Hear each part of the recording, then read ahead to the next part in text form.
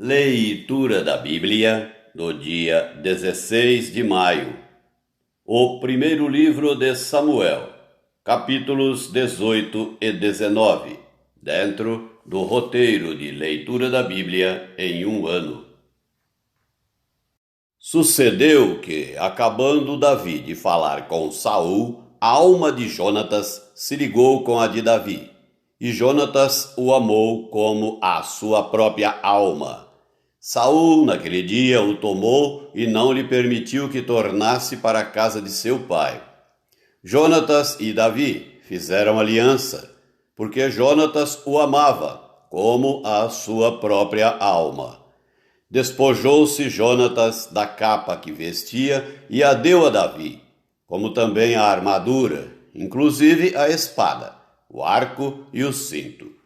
Saía Davi aonde quer que Saul o enviava, e se conduzia com prudência, de modo que Saul o pôs sobre tropas do seu exército, e era ele benquisto de todo o povo e até dos próprios servos de Saul. Sucedeu, porém, que, vindo Saul e seu exército, e voltando também Davi, de ferir os filisteus, as mulheres de todas as cidades de Israel saíram ao encontro do rei Saul, cantando e dançando, com tambores, com júbilo e com instrumentos de música. As mulheres se alegravam e, cantando alternadamente, diziam: Saul feriu os seus milhares, porém Davi os seus 10 milhares. Então Saul se indignou muito, pois estas palavras lhe desagradaram em extremo, e disse: 10 milhares deram elas a Davi, e a mim somente milhares. Na verdade, que lhe falta, senão o reino? Daquele dia em diante, Saul não via a Davi com bons olhos. No dia seguinte, um espírito maligno da parte de Deus se apossou de Saul, que teve uma crise de raiva em casa, e Davi, como nos outros dias, dedilhava a harpa. Saul, porém, trazia na mão uma lança, que arrojou, dizendo: Encravarei a Davi na parede. Porém, Davi se desviou dele por 2 vezes. Saul temia a Davi, porque o Senhor era com este, e se tinha retirado de Saul. Pelo que Saul o afastou de si, e o pôs por chefe de 1000. Ele fazia saídas e entradas militares diante do povo. Davi lograva bom êxito em todos os seus empreendimentos, pois o Senhor era com ele. Então, vendo Saul que Davi lograva bom êxito, tinha medo dele. Porém, todo o Israel e Judá amavam Davi, porquanto fazia saídas e entradas militares diante deles. Disse Saul a Davi: Eis aqui Merabe, minha filha mais velha, que te darei por mulher. Sê-me somente filho valente e guerreia as guerras do Senhor.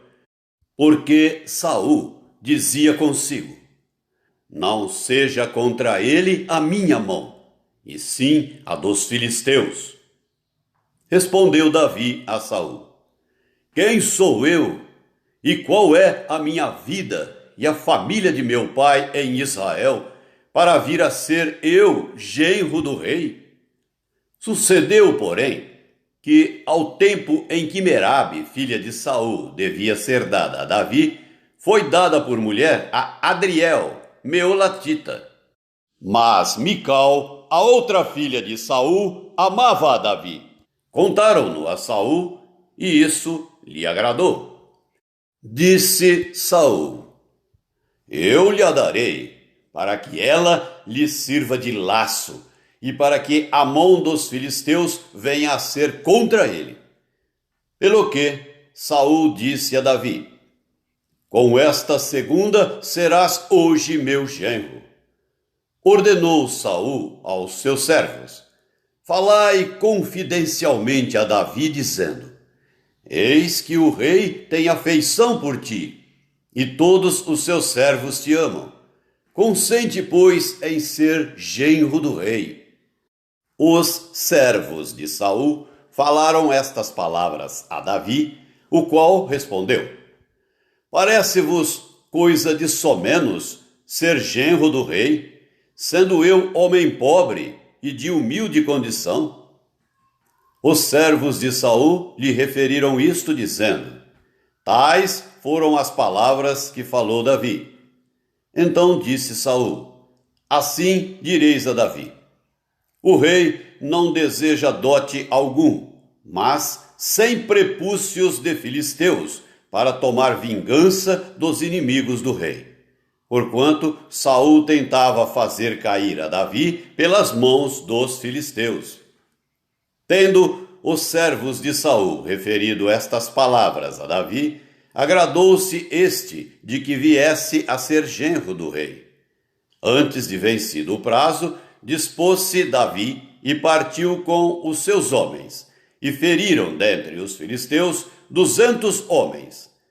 Trouxe os seus prepúcios e os entregou todos ao rei, para que lhe fosse genro. Então Saul lhe deu por mulher a sua filha Mical. Viu Saul e reconheceu que o Senhor era com Davi, e Mical, filha de Saul, o amava. Então Saul temeu ainda mais a Davi, e continuamente foi seu inimigo. Cada vez que os príncipes dos filisteus saíam à batalha, Davi lograva mais êxito do que todos os servos de Saul.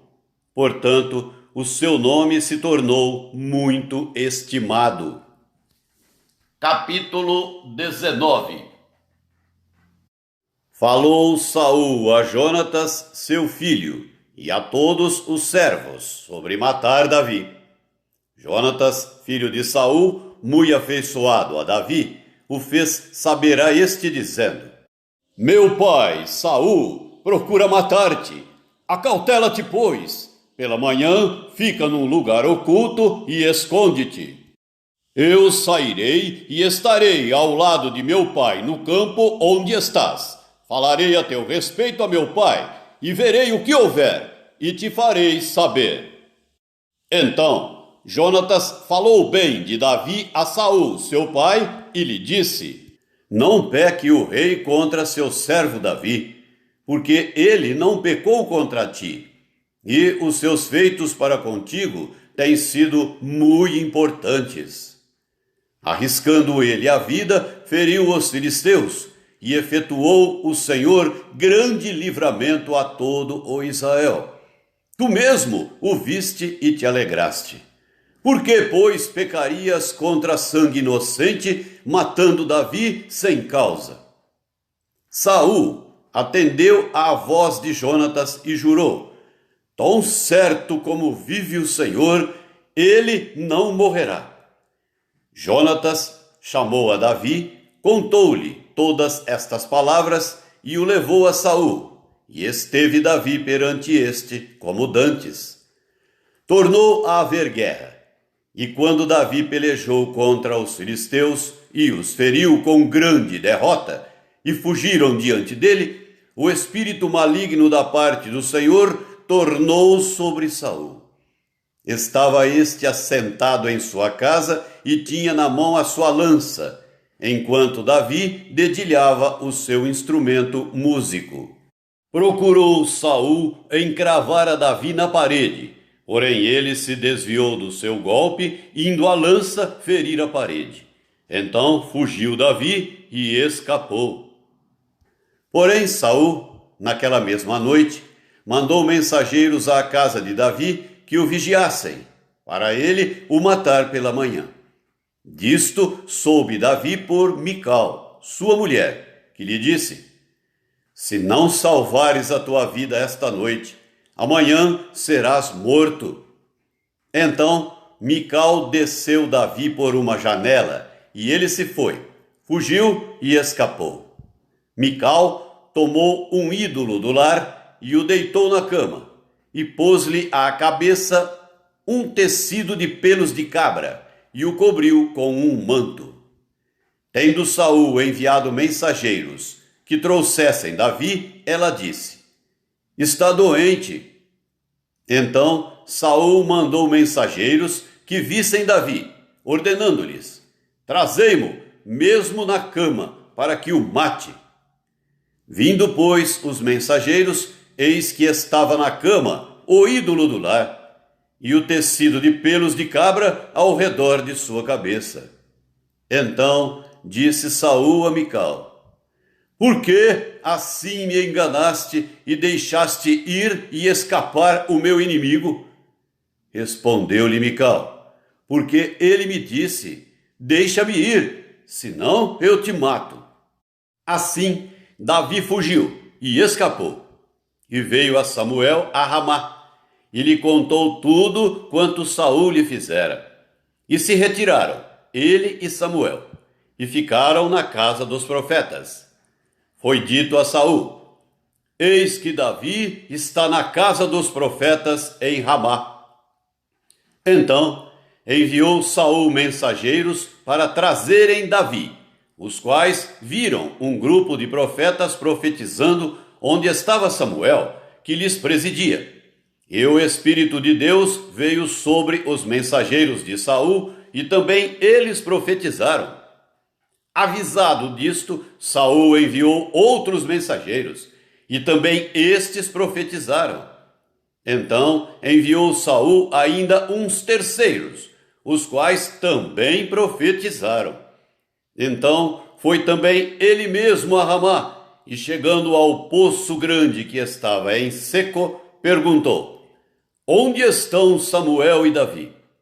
Responderam-lhe: eis que estão na casa dos profetas em Ramá. Então foi para a casa dos profetas em Ramá, e o mesmo Espírito de Deus veio sobre ele, que, caminhando, profetizava até chegar à casa dos profetas em Ramá. Também ele despiu a sua túnica e profetizou diante de Samuel, e sem ela esteve deitado em terra todo aquele dia e toda aquela noite, pelo que se diz: está também Saul entre os profetas? O Evangelho do Apóstolo João, capítulo 9, do versículo 1 até o versículo 34. Caminhando Jesus viu um homem cego de nascença, e os seus discípulos perguntaram: mestre, quem pecou, este ou seus pais, para que nascesse cego? Respondeu Jesus: nem ele pecou, nem seus pais, mas foi para que se manifestem nele as obras de Deus. É necessário que façamos as obras daquele que me enviou, enquanto é dia. A noite vem, quando ninguém pode trabalhar. Enquanto estou no mundo, sou a luz do mundo. Dito isso, cuspiu na terra, e tendo feito lodo com a saliva, aplicou aos olhos do cego, dizendo-lhe: vai, lava-te no tanque de Siloé, que quer dizer enviado. Ele foi, lavou-se e voltou vendo. Então, os vizinhos e os que dantes o conheciam de vista como mendigo perguntavam: não é este o que estava sentado pedindo esmolas? Uns diziam: é ele. Outros: não, mas se parece com ele. Ele mesmo, porém, dizia: sou eu. Perguntaram-lhe, pois: como te foram abertos os olhos? Respondeu ele: o homem chamado Jesus fez lodo, untou-me os olhos e disse-me: vai ao tanque de Siloé e lava-te. Então fui, lavei-me e estou vendo. Disseram-lhe, pois: onde está ele? Respondeu: não sei. Levaram, pois, aos fariseus o que dantes fora cego. E era sábado, o dia em que Jesus fez o lodo e lhe abriu os olhos. Então, os fariseus, por sua vez, lhe perguntaram como chegara a ver. Ao que lhes respondeu: aplicou o lodo aos meus olhos, lavei-me e estou vendo. Por isso, alguns dos fariseus diziam: esse homem não é de Deus, porque não guarda o sábado. Diziam outros: como pode um homem pecador fazer tamanhos sinais? E houve dissensão entre eles. De novo perguntaram ao cego: que dizes tu a respeito dele, visto que te abriu os olhos? Que é profeta, respondeu ele. Não acreditaram os judeus que ele fora cego e que agora via, enquanto não lhe chamaram os pais e os interrogaram: é este o vosso filho, de quem dizeis que nasceu cego? Como, pois, vê agora? Então os pais responderam: sabemos que este é nosso filho e que nasceu cego, mas não sabemos como vê agora. Ou quem lhe abriu os olhos também não sabemos. Perguntai a ele: idade tem? Falará de si mesmo. Isto disseram seus pais porque estavam com medo dos judeus, pois estes já haviam assentado que, se alguém confessasse ser Jesus o Cristo, fosse expulso da sinagoga. Por isso é que disseram os pais: ele idade tem? Interrogai-o.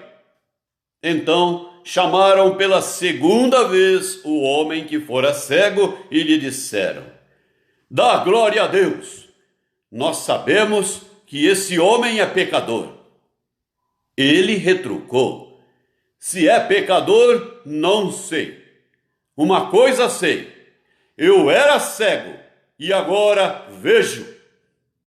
Perguntaram-lhe, pois: que te fez ele?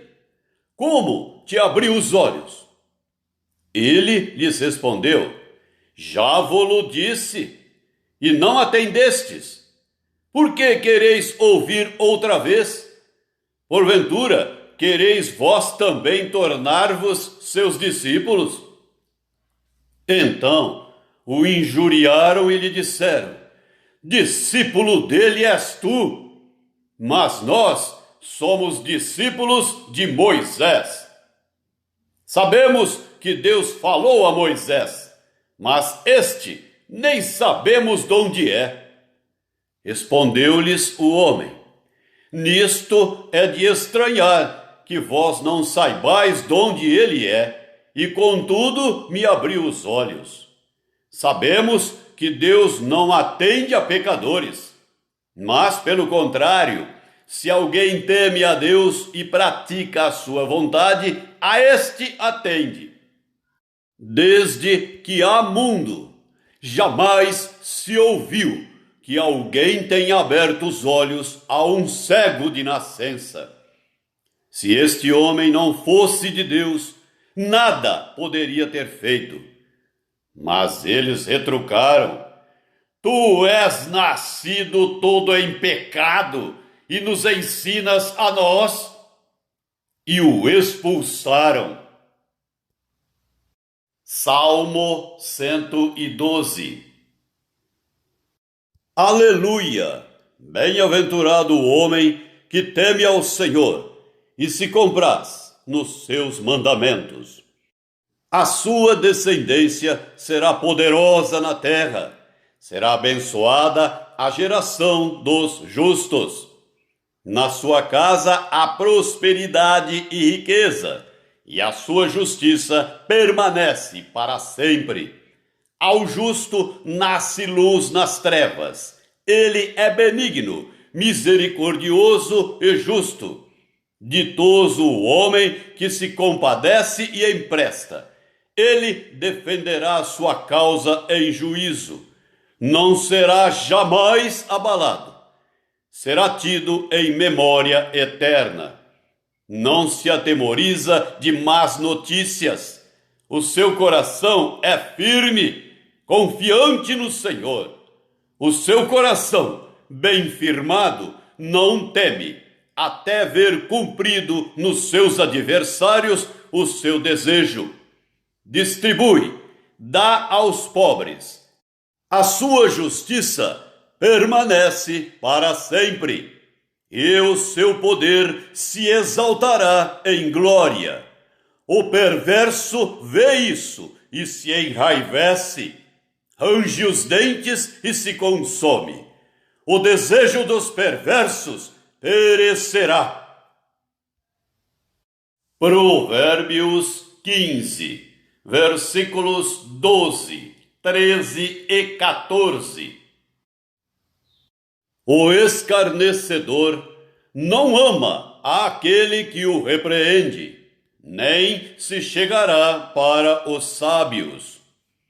O coração alegre aformoseia o rosto, mas com a tristeza do coração o espírito se abate. O coração sábio procura o conhecimento, mas a boca dos insensatos se apacenta de estultícia.